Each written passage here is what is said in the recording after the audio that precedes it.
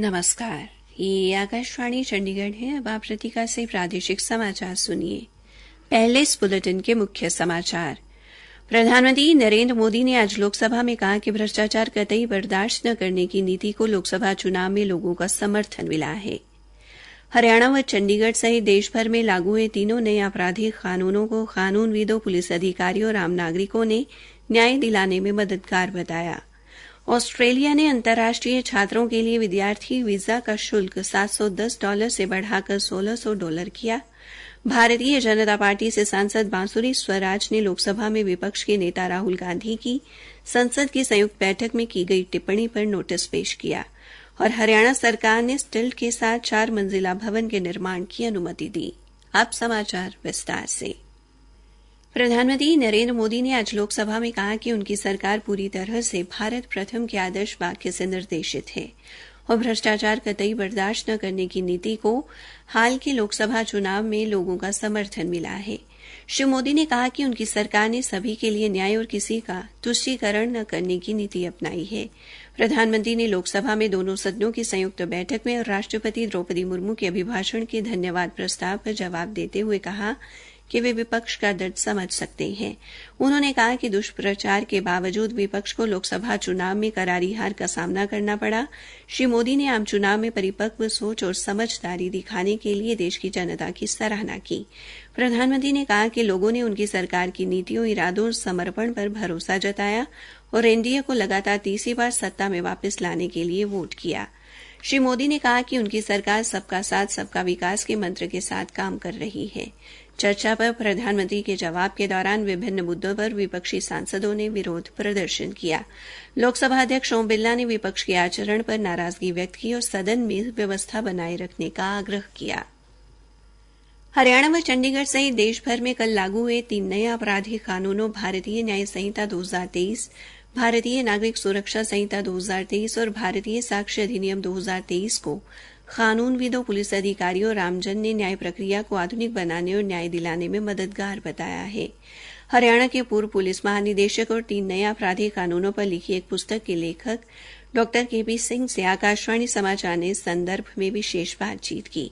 पुराने आधुनिक कानूनों को अंग्रेजों के समय के बताते हुए पूर्व पुलिस महानिदेशक ने कहा, जो अंग्रेजों द्वारा बनाया गया कानून था वो एक शासक द्वारा एक गुलाम प्रजा को नाथने के लिए बनाया गया कानून था। उसमें कंट्रोल अधिक था, न्याय कम था।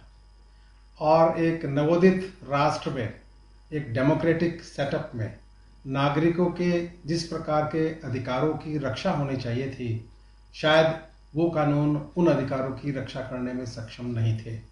इसलिए वर्तमान सरकार ने नागरिकों को अधिमान देते हुए और उनके अधिकारों की शुचिता को अधिमान देते हुए इन नए कानूनों की रचना की है। एक तरीके से मैं अगर ये कहूँ तो ये आपराधिक कानूनों का भारतीयकरण है, सरलीकरण है और नागरिकों की अपेक्षाओं और आशाओं के अनुरूप उन्हें न्याय देने की प्रक्रिया की एक नई शुरुआत है। एक प्रश्न के उत्तर में उन्होंने स्पष्ट किया कि ये कानून 1 जुलाई है, उसके बाद दर्ज प्राथमिक सूचना रिपोर्ट पर लागू होंगे। जो अपील, जांच या लंबित मुकदमे हैं उनमें पुराने कानून ही लागू होंगे। ऑस्ट्रेलिया ने अंतर्राष्ट्रीय छात्रों के लिए विद्यार्थी वीजा का शुल्क 2 गुना से अधिक $710 से बढ़ाकर $1600 कर दिया है। इस निर्णय से ऑस्ट्रेलिया जाने की योजना बना रहे लाखों भारतीय छात्रों पर प्रभाव पड़ेगा। इस फैसले से आक्रोशित छात्र प्रतिनिधियों का कहना है कि शुल्क वृद्धि से प्रतिभाशाली छात्रों को कठिनाई होगी। अस्थायी स्नातक, आगंतुक और समुद्री क्रू वीजा वाले लोग अब ऑस्ट्रेलिया में रहने के दौरान छात्र वीजा के लिए आवेदन करने के पात्र नहीं होंगे। इस बीच ऑस्ट्रेलियाई सरकार ने कहा कि इससे अतिरिक्त राजस्व से शिक्षा क्षेत्र में वित्त पोषण पहल में मदद मिलेगी। प्रादेशिक समाचार आकाशवाणी चंडीगढ़ से प्रसारित किए जा रहे हैं। बाकी समाचार इस अंतराल के बाद। और ताऊ ठीक से ले तने टीबी रोग में हुई नई शुरुआत के बारे में बताऊं। अच्छा, वो कैसे है भाई? रत तब तने याद होवेगा, जन्म पाछे ही अपने छोटे बालका ने एक टिक्का लगा कर ऐसा है टीबी से बचाव खातर। ईब वो बीसीजी टिक्का बड़े बूढ़े वयस्कों ने भी लगेगा। हरियाणा सरकार अभी इस टिक्के ने जिला अम्बाड़ा, भिवानी, हिसार, झज्जर, जींद, कैथल, मेवात, पंचकुला, रोहतक और सोनीपत में भी लगा रही है। इस बीसीजी टिक्के से घबराना नहीं, टीबी से खुद को बचाना है। तो आगे आओ, बीसीजी का टिक्का लगाओ, प्रदेश को टीबी मुक्त बनाओ। टीबी हारेगा, देश जीतेगा। अधिक जानकारी के लिए डायल करें 1800-11-11-6666। राष्ट्रीय स्वास्थ्य मिशन, स्वास्थ्य विभाग हरियाणा द्वारा जनहित में जारी। भारतीय जनता पार्टी से सांसद बांसुरी स्वराज ने आज लोकसभा में विपक्ष के नेता राहुल गांधी की संसद की संयुक्त बैठक में की गई टिप्पणी पर एक नोटिस पेश किया। सदन की कार्यवाही शुरू होने पर उन्होंने नोटिस देते हुए आरोप लगाया कि श्री गांधी ने अपने भाषण में कई गलत बयान दिए। उन्होंने कहा कि श्री गांधी की कुछ टिप्पणियां तथ्यात्मक रूप से गलत और भ्रामक प्रकृति की हैं और इस संबंध में आवश्यक कार्रवाई की जानी चाहिए। इस बीच राहुल गांधी ने लोकसभा अध्यक्ष ओम बिरला को पत्र लिखकर आग्रह किया कि उनके भाषण के हटाए हुए कुछ अंशों को दोबारा रिकॉर्ड में शामिल किया जाए।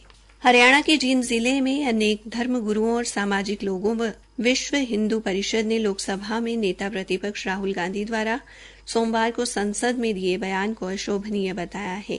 उन्होंने कहा कि देश की संसद में इस प्रकार का बयान देना बहुत ही गलत है और इससे बहुसंख्यक समुदाय की भावनाएं आहत हुई हैं। अखिल भारतीय बालाजी जन कल्याण समिति के राष्ट्रीय अध्यक्ष विष्णुदत्त शास्त्री और ज्वाला डेरा के महंत स्वामी सदानंद व विश्व हिंदू परिषद के जिला अध्यक्ष सुशील सिंगला तथा सामाजिक कार्यकर्ता मूलचंद शास्त्री ने राहुल गांधी के बयान की घोर निंदा की और कहा कि यह बहुत ही गलत है, इस तरह का संसदीय बयान नहीं दिया जाना चाहिए। हरियाणा में राज्य सरकार द्वारा अब स्टिल्ट के साथ 4 मंजिल भवन के निर्माण को अनुमति दी गई है। पुरानी कॉलोनियों में ये अनुमति शर्तों के साथ दी गई है। नगर एवं आयोजना और शहरी संपदा मंत्री जेपी दलाल ने आज चंडीगढ़ में एक पत्रकार वार्ता में कहा कि 4 आवासीय इकाइयों के साथ अनुमोदित लेआउट प्लान वाले भूखंडों में स्टिल्ट के साथ 4 मंजिल के निर्माण की अनुमति बिना शर्त दी जाएगी। पहले से ही लाइसेंस प्राप्त दीनदयाल उपाध्याय जन आवास योजना कॉलोनियों में जहां प्रति भूखंड 4 आवासीय इकाइयों के लिए सेवा योजना अनुमोदित या संशोधित हो, वहां भी स्टिल्ट के ऊपर 4 मंजिल के निर्माण की अनुमति दी जाएगी। श्री दलाल ने कहा कि ऐसी कॉलोनियों और सेक्टरों में जहां लेआउट प्लान 3 आवासीय इकाइयों के साथ अनुमोदित है, लेकिन ऐसे आवासीय भूखंडों जिनके पास 10 मीटर या उससे अधिक चौड़ी सड़क है, उनमें भी कुछ शर्तों के साथ स्टिल्ट के ऊपर 4 मंजिल के निर्माण की अनुमति होगी। उन्होंने बताया कि ऐसी कॉलोनियों में जहां व्यक्ति अब स्टिल्ट पर 4 मंजिल का निर्माण करना चाहता है, तो मालिक को पहले पड़ोसियों से सहमति लेनी होगी।